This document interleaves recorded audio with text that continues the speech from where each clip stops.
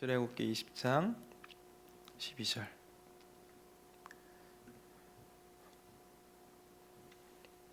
찾으셨을까요?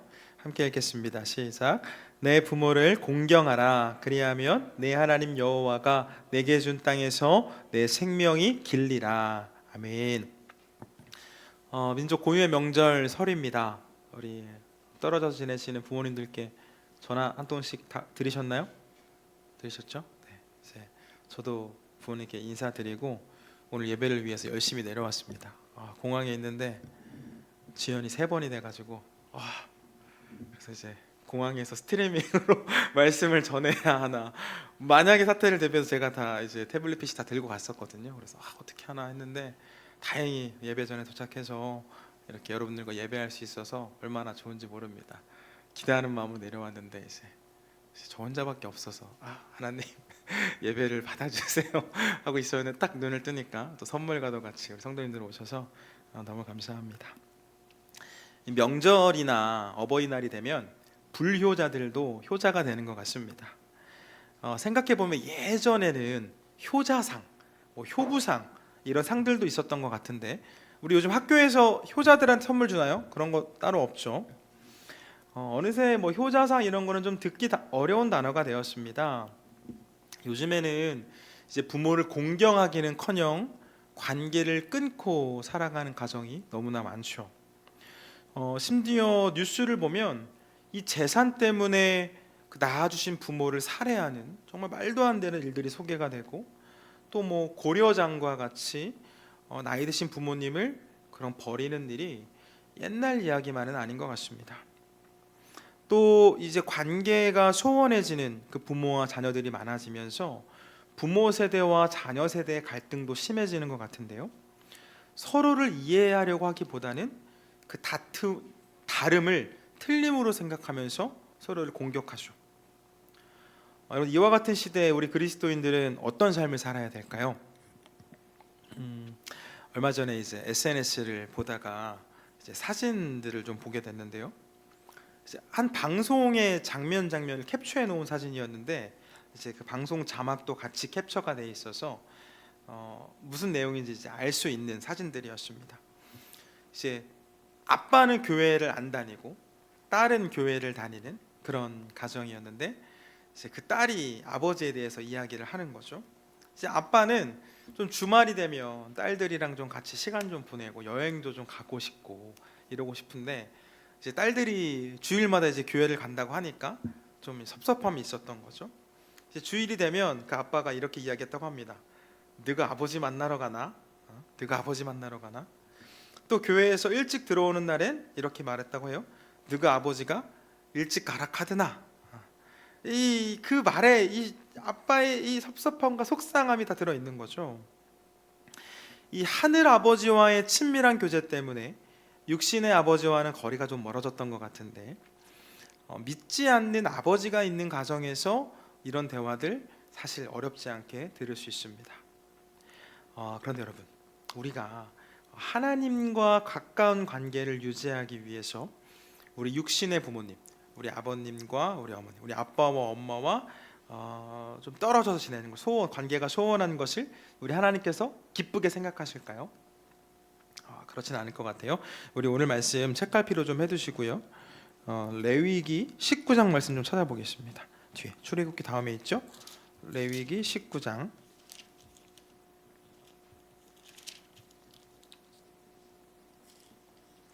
레위기 19장 3절 말씀. 레위기 19장 3절.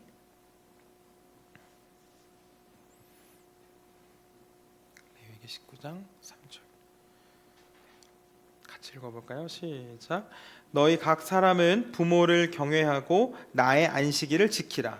나는 너희의 하나님 여호와이니라. 아멘. 하나님 뭐라고 말씀하시죠? 너희 각 사람은 부모를 경외하고 나의 안식일을 지키라.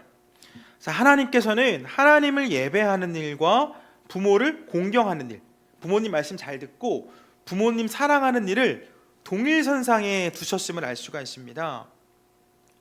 자, 오늘은 10계명 중에 이웃사랑을 위해 주신 첫 번째 계명, 10계명은 하나님 사랑과 이웃사랑의 계명으로 나누어진다고 했어요. 이웃 사랑에 대한 그 첫 번째 계명인 제5계명을 살펴보려고 합니다. 우리 오늘의 요리문답 같이 먼저 한번 보겠습니다. 앞에 보시고 함께 읽겠습니다. 시작. 제5계명에서 우리를 향하신 하나님의 뜻은 무엇입니까? 같이 읽습니다. 아버지와 어머니를 비롯해 나에게 권위를 가진 사람들을 존중하고 사랑하며 순종하라고 명하십니다. 그들의 훈계와 징계에도 마땅히 순종해야 하고 그들의 연약함과 부족함에는 인내를 가져야 합니다. 왜냐하면 하나님이 그들을 통해 우리를 다스리도록 하셨기 때문입니다. 아멘. 우리 오늘 본문의 말씀을 다시 한번 읽어볼게요. 출애굽기 20장 12절. 아까 책갈피 해두셨죠? 출애굽기 20장 12절 같이 읽겠습니다. 시작. 내 부모를 공경하라. 그리하면 내 하나님 여호와가 내게 준 땅에서 내 생명이 길리라. 아멘. 내 부모를 공경하라고 되어 있죠. 공격하라 아닙니다. 공경하라. 부모님 말씀 잘 들으라는 거예요. 우리 부모님 말씀 잘 들으면 하나님 뭐라고 말씀하시죠? 이 땅에서 내 생명이 길리라. 우리가 오래 살 수 있는 복을 하나님께서 주신다라고 말씀하고 있습니다. 여러분, 하나님께서 주신 다섯 번째 계명은 부모를 공경하라, 부모님을 사랑해라, 부모님 말씀 잘 들어라 라는 말씀이에요. 물론 우리가 일반적인 노력으로는 도저히 공경할 수 없고 사랑할 수 없는 그런 부모들도 있습니다. 뉴스에 나올 법한 그런 부모들 있죠. 정상의 범위에서 벗어난 자녀를 성폭행하거나 이 훈육의 범위를 넘어서는 그 학대를 지속적으로 하는 그런 부모에 대한 말씀은 오늘 설교에서는 좀 차치하고 말씀을 나누도록 하겠습니다. 여러분, 자녀가 부모님을 사랑해야 하는 이유가 무엇일까요? 부모, 곧 어머니와 아버지는 나를 이 세상에 존재하도록 하신 분이기 때문입니다. 더 이상 무슨 이유가 필요하겠어요? 우리가 오늘 존재하고 있다는 이유 하나만으로도 하나님만큼이나 우리에게 사랑과 공경을 받아야 할 분이 우리의 부모님입니다.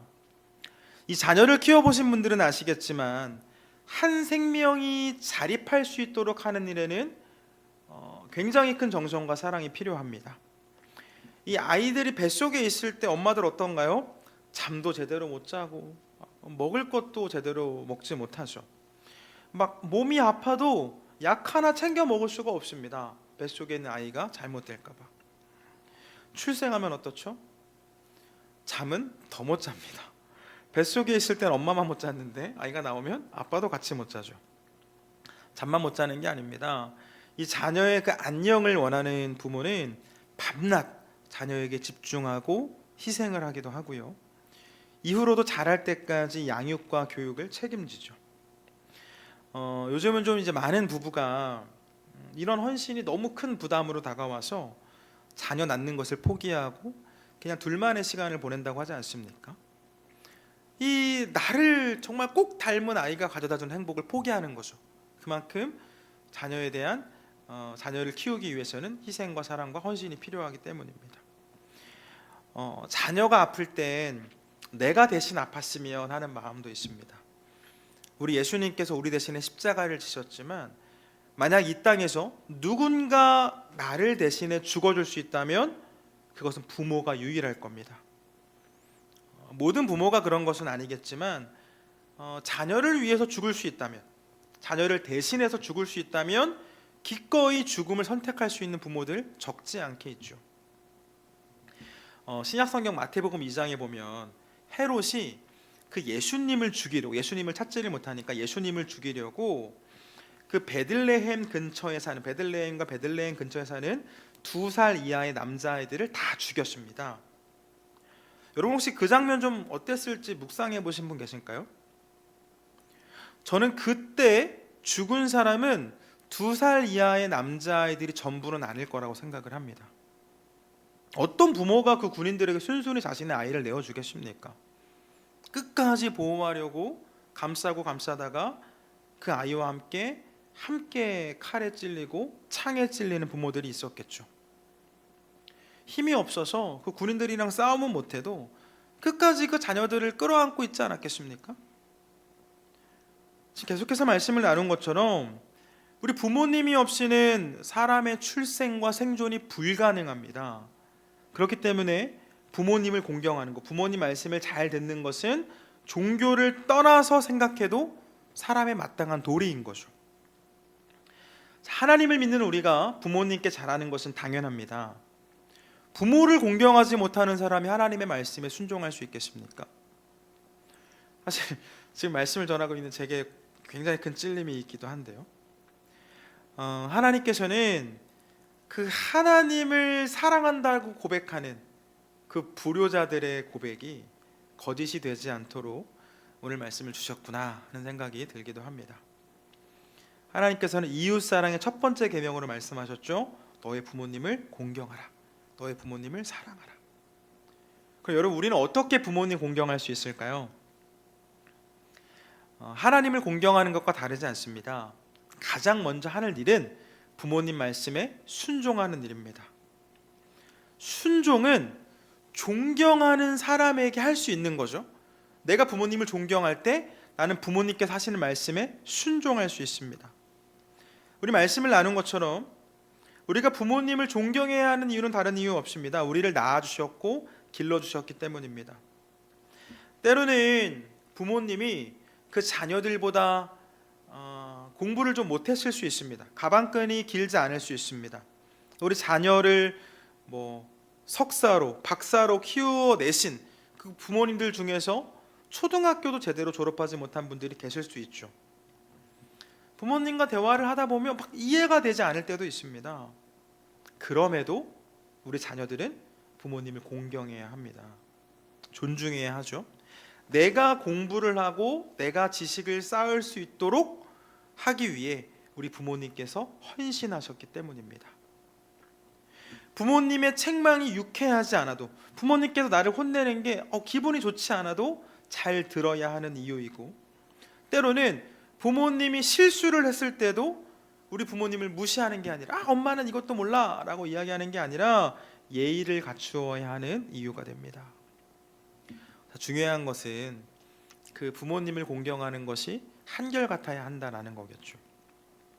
제가 이제 학교 다닐 때, 청소년 시기 때 저희 어머님께 가장 많이 들었던 말 중에 하나는 너는 꼭 돈 달라고 할 때만 엄마를 찾는다 라는 얘기였어요. 야, 너는 돈 달라고 할 때만 엄마를 찾는다. 자기 아쉬울 때만 목소리가 부드러워지는 자녀들이 있습니다. 이와 같은 태도는 부모님을 온전히 공경한다라고 볼 수는 없겠죠. 나의 필요와는 상관없이 부모님을 향해서 한결같아야 합니다. 무엇보다 부모님께서 그 자녀들의 연약함을 채워주고 그 자녀들의 생존을 보장해주는 것처럼 자녀들 역시 부모의 생존을 위해서 최선을 다해야 하겠죠. 여러분, 우리가 함께 본 이 5계명을 보면 하나님께서는 부모를 공경하는 이에게 장수의 복을 허락해 주신다라고 말씀하셨어요. 부모님 말씀 잘 들으면 하나님께서 우리가 아프지 않고 건강하게 오래 살 수 있다라고 말씀하셨어요. 이 장수의 복은 분명 하나님께서 허락해 주시는 복이죠. 그런데 한번 생각해 볼까요? 하나님께서 어떤 특별한 은혜를 베풀어 주시지 않는다고 해도 부모님을 공경하는 사람이라면 장수할 가능성이 높지 않을까라는 생각을 해봅니다. 부모와 자녀가 사이가 좋으면 마음이 평안합니다. 기쁘죠. 집에 들어가고 싶습니다. 부모와 자녀가 사이가 안 좋으면 그 집이 지옥처럼 느껴집니다. 반대로 사이가 좋으면 천국처럼 느껴지죠.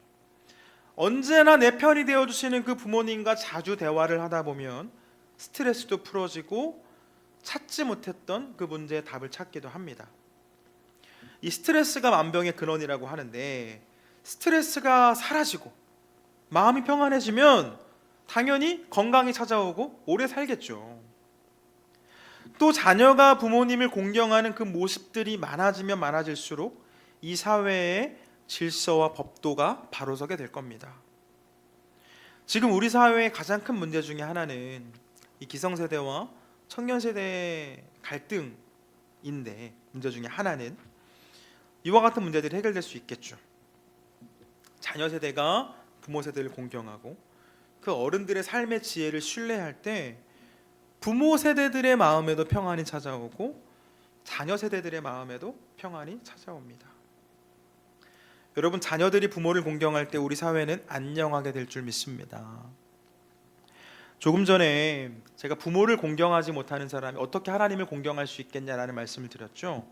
성경 이 부분에 대해서도 말씀하고 있는데요. 우리 신약 성경 요한 1서 제일 뒤쪽에 있습니다. 요한 1서 4장 20절 말씀을 좀 보겠습니다. 요한 1서 4장 20절. 요한 1서, 제가 갖고 있는 성경으로는 신약 393면에 있습니다. 4장 20절 함께 읽겠습니다. 시작.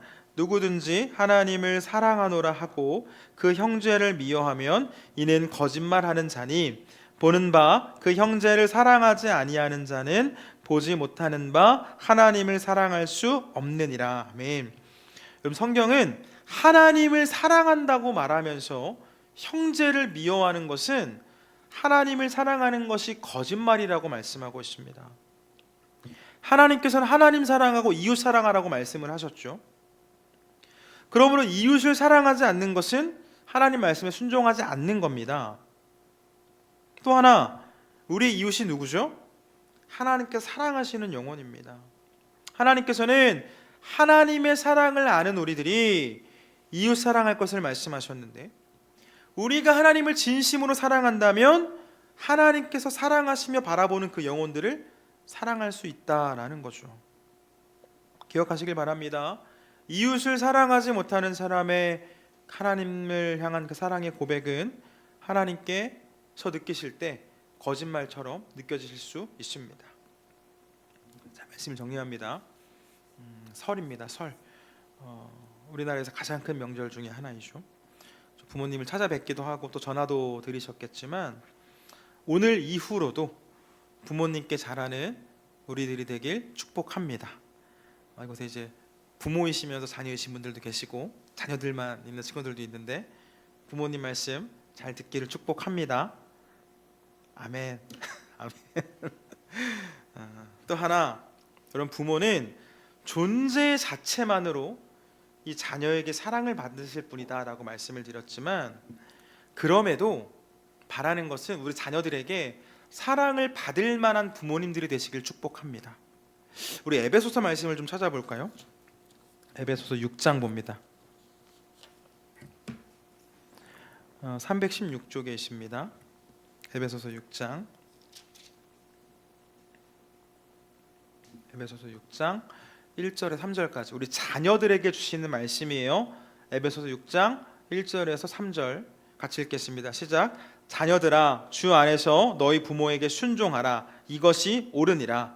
내 아버지와 어머니를 공경하라. 이것은 약속이 있는 첫 계명이니 이로써 내가 잘되고 땅에서 장수하리라. 아멘. 자, 살펴본 것처럼 부모에게 잘하는 자녀가 이 땅에서 잘되고 장수할 것을 말씀하고 있죠. 그런데 여기서 끝이 아닙니다. 그 아래 4절 말씀, 4절 같이 볼까요? 시작. 또 아비들아, 너희 자녀를 노엽게 하지 말고 오직 주의 교훈과 훈계로 양육하라. 부모들에게도 말씀하셨어요. 우리 자녀들을 대할 때 예수님의 교훈으로 대하며 예수님의 사랑으로 양육할 것을 말씀합니다. 여러분, 우리 부모를 통해 사랑을 받지 못하는 자녀들이 하나님의 사랑을 아는 것 너무나 어렵습니다. 낳는다고 끝이 아니죠. 하나님을 사랑하는 부모는 하나님께서 하나님께 나를 사랑해 주신 것처럼 우리 자녀들 사랑할 수 있어야 합니다. 그때 우리 자녀들 역시 부모님을 사랑하게 되고 나아가 하나님도 사랑할 수 있는 그런 자녀들이 되는 거죠. 바라기는 하나님께서 우리에게 가정을 허락해 주셨음에 감사하며 부모님을 사랑하고 자녀들을 사랑하는 저와 여러분이 되시고, 나아가 가정을 넘어서 우리 교회 안에 부모님 세대들이 계시죠. 우리가 공경해야 합니다. 또 우리 자녀 세대들이 있습니다. 우리 교회 학교 아이들 참 많은데요. 그 아이들을 내 자녀처럼 여기며 사랑하고 아껴주고 섬겨주는 저와 여러분 되길 주님의 이름으로 축원을 드립니다.